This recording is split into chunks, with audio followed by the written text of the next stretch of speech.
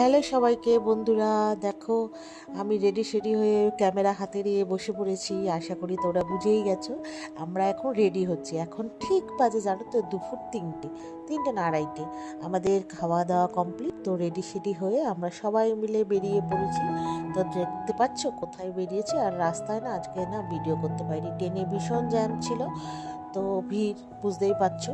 তো দেখো আমরা কোথায় এসেছি, তোমরা দেখো তো চিনতে পারো নাকি। তো কে কে এসেছি পরে তোমাদের সাথে শেয়ার করছি, আর কোথায় এসেছি শুধু দেখো।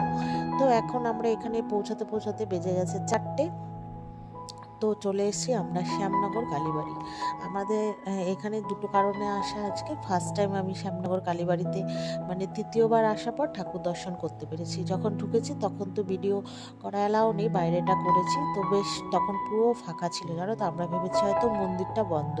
তারপরে দেখলাম না মন্দিরটা খোলা। তো সবাই মিলে ওখানে অনেকক্ষণ বসে ব্রাহ্মণকে বললাম যে এখানে কি ছবি তোলা যাবে ঠাকুরের, বললো না, লেখা ছিল, তবু একবার ওনাকে জিজ্ঞাসা করলাম যেহেতু ফাঁকা ছিল।